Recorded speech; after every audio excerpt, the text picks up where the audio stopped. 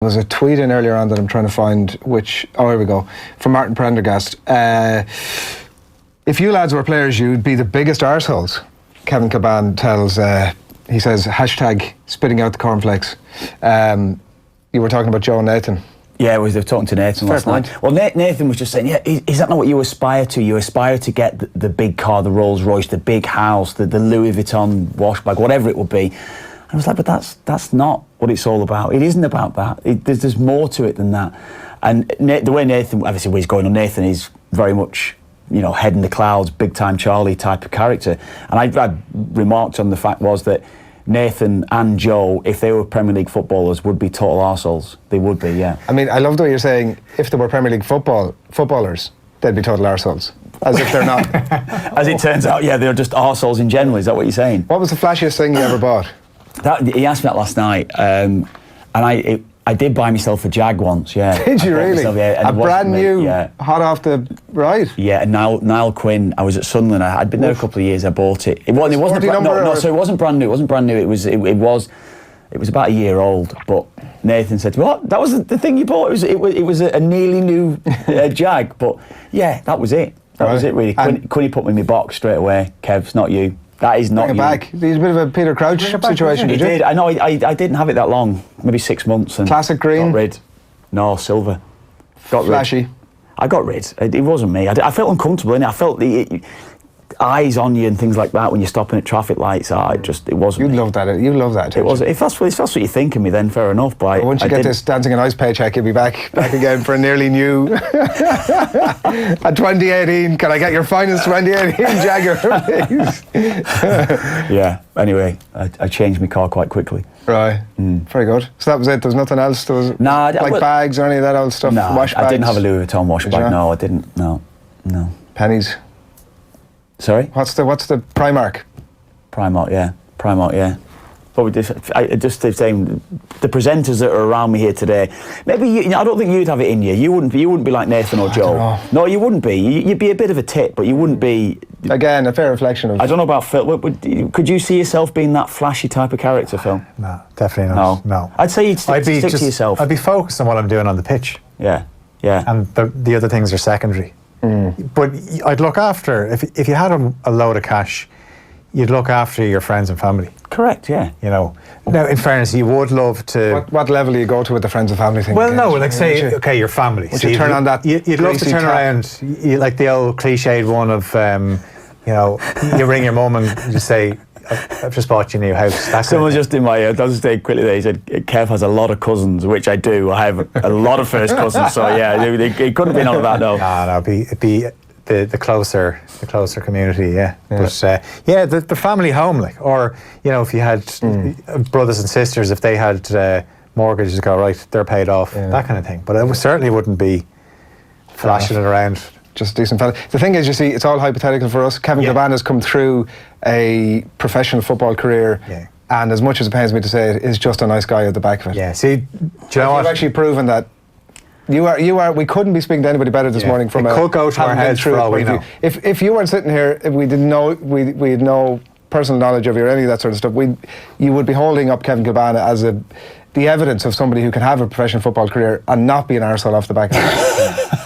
Whereas there's nothing nicer I can say about you. I was lucky, and I said it even to Nathan last night. I was lucky that when my first paycheck in professional football was £29.50. When I signed my first professional contract, it was 95 quid a week. So in terms of that, it is your grounding, because you're having to earn your next contract. You know, even when I signed for West Brom, when I went for £1 million, I wasn't on massive money. I was on good money, and it just went from there really. So it was I never got carried away with myself, never at any stage, and probably the people around me probably helped that as well.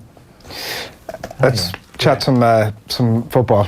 I know you've got your news on ready to go there, Phil, but let's bear with the football chat for a minute, and you can obviously chip in and join in as we go. The Ireland defensive situation is one that we want to come to begin with. I want to chat to Phil about it. It's only we watch the games now, we know what it's like. This is the benchmark, or the thing that's been very good about Irish football in the last couple of years, and I was saying about it yesterday, take the Denmark game aside, we've been very good defensively, largely down to Shane Duffy, but whoever he's been paired with, Coleman and now even under Mick McCarthy, we seem to have had a settled back four, good goalkeeper behind them, and now that's going to be depleted for the next two games. So that's going to be a tough one for us, really. So yeah, the Georgia game, you're looking at 3 of the back 4 is not part of Mick's regular. So what's the starting back 4 now? Well, okay, Seamus Coleman, and it's going to be. The problem now is we're going to be watching every game thinking, I hope nothing happens to Seamus Coleman. And Matt Doherty is coming back, so I would imagine you're looking at Doherty and Coleman as your fullbacks, because Mick has talked about how Doherty played as a left back for Wolves for a couple of seasons, so he can do that. Yeah, that's fine. Then John Egan, saw him playing for Sheffield United last week. He was unbelievable against Everton, but my concern there is that's in a 3-man defence. Now, the way Ireland play, he'll get plenty of protection. And one thing which he's similar to Shane Duffy was any ball that went into the box last week, John Egan was getting his head on it. He just cleared everything. And then you're looking at probably Kevin Long. Yeah, it looks that way, certainly with the Bulgaria game. I think that's going to be a central defensive partnership. But it is uncertainty. We're now looking at Collins, Masterson and names like that are playing. They have been playing enough games this season, but we've got other names now that are going to come into the reckoning because of that. Yeah, definitely. It probably was going to go that way anyway, right, in terms of the age profile of that back 4. Maybe Shane Duffy slightly less so, but it was going that way anyway. But presumably post the Euros or whatever, it's been rushed through a little bit now. Yeah, that's it. Yeah. How concerned are we in terms of, as we leave this talking point, how concerned are we in terms of the remaining tough games in this group and that back 4? Are we talking about a... Well, I'd be concerned simply with the fact that it's untried at the real competitive level. Yes, it's okay, Bulgaria is fine. And it was great that Mick was able to get them in to give them game time together as a partnership, I think those two anyway. But, and I've said it before, the level of intensity and scrutiny around the team for these games that we have coming up is totally different. And that little bit of nervousness, that bit of tension, and how you handle that is off the scale in terms of what those lads would have experienced in their career. So this is a different level for them now automatically because of what's at stake. What was it, 3 games to go now? Yeah. And it's... Like the next 2 games are...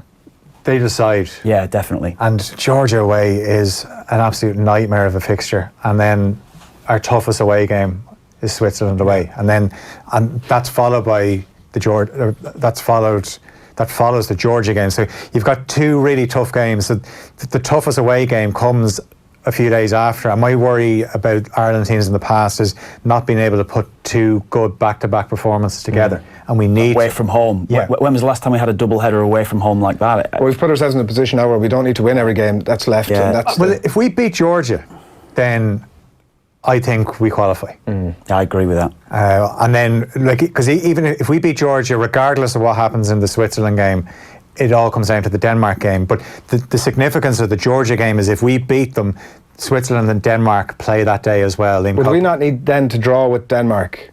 Well, no, we want Switzerland to beat Denmark, though, don't we? Switzerland beat Denmark. Or even if they don't, just make sure Denmark don't win that game. Yeah. If we beat Georgia and Denmark don't win, then it means that going into the last game, we can afford a draw. I know, but I'd be hugely concerned about our capacity even to get a draw against Denmark. I mean, I would. But I don't think, as it's been proved throughout this group, that Denmark are the side that we showed they were in that playoff match. They're not. They're simply not. Yeah. Eriksson isn't been in great form, but I remember going into that playoff game, Eriksson wasn't in great form going into the playoff game, and we know what happened then, so he is a massive danger, as we know. Let's talk some Premier League for this weekend. Sheffield United against Liverpool at 12:30 tomorrow, Bramall Lane. We've mentioned Phil, you mentioned the Wilder back 3. Does he stick with that in the face of that unbelievably impressive... That's his formula. Forward line? Yeah, he's going for the Merseyside double here, but... Interesting, after the Everton game, Wilder was pretty disgusted with how they played. He just said, we weren't good. So it doesn't really say much for how Everton played, but they'll have to be a lot better. The only chance they might have is if Liverpool are slow out of the blocks like they were against Newcastle a few weeks ago, where first 20 minutes they weren't at the races, where Sheffield United, if they could catch them cold, maybe the first 20 minutes, they might find it harder to break down Sheffield United than they did Newcastle. But you're looking at the Liverpool regulars, they all had a rest during the week, and you'd imagine the fact that they've been training, they won't make the same mistake against Newcastle. Plus it's huge as well, it's the fact that they're playing before Man City.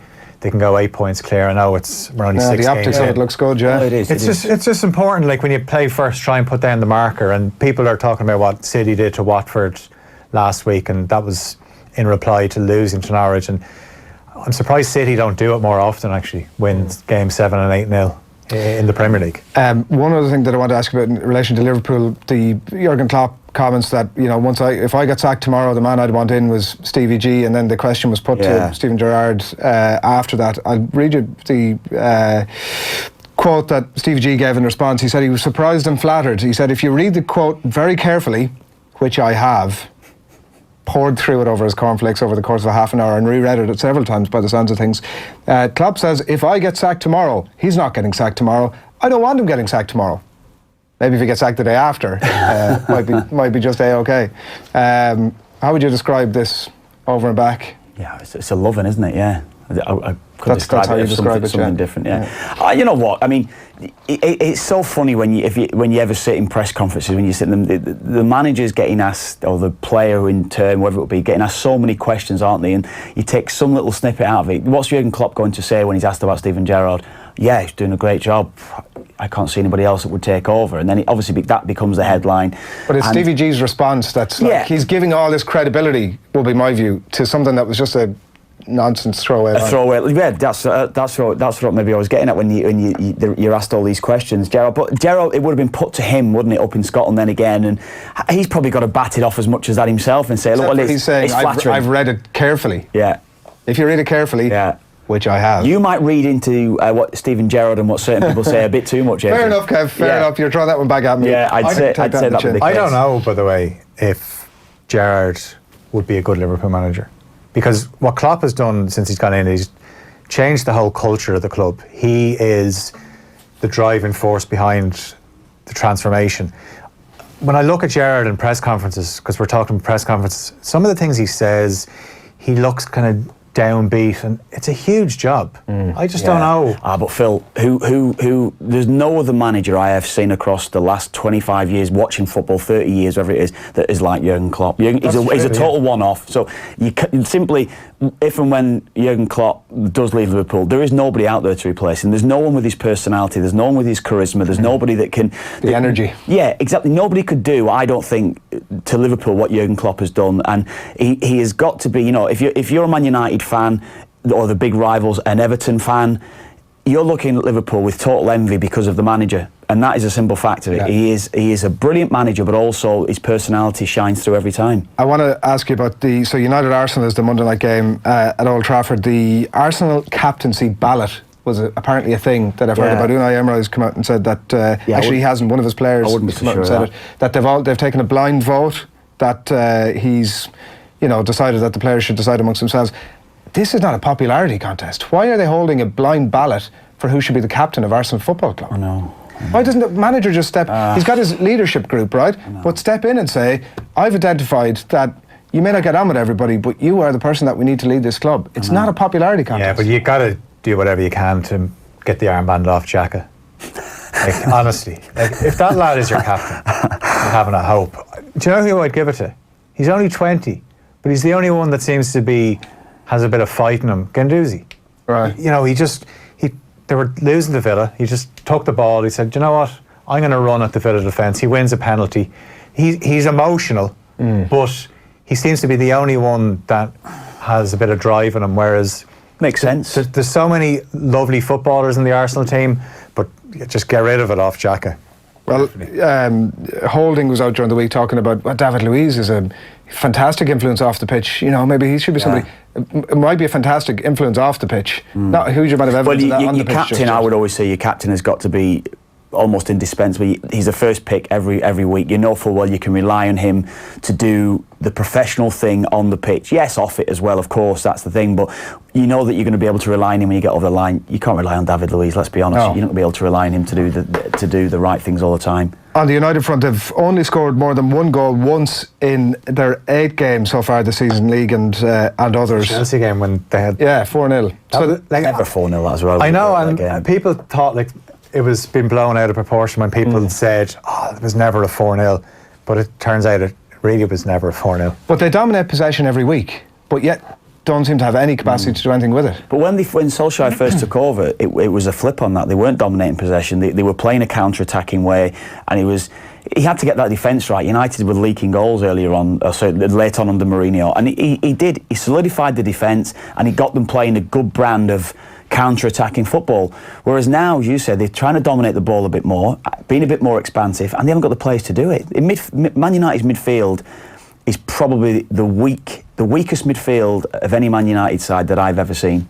It is the weakest midfield I've ever seen from Man United. Every game Nathan goes to, every single game that United have done this year, he'll go, whatever the team is, he'll say, this midfield would walk into that United midfield. Whoever. Well, it is, and I'm talking like even in recent weeks, Leicester, and you could probably name players outside the top 6 that would certainly get in Man United's midfield. And you know, for all that we'd speak in the last year about the title race and Man City and Liverpool, maybe City's midfield is better, which it is better. Liverpool's midfield isn't what you would maybe consider a midfield that's capable of controlling a game. It is way better than Man United's, head and shoulders, any combination that Liverpool can put in. And that's what I'm saying, United's midfield is so weak, they're never going to be able to control a game with those players.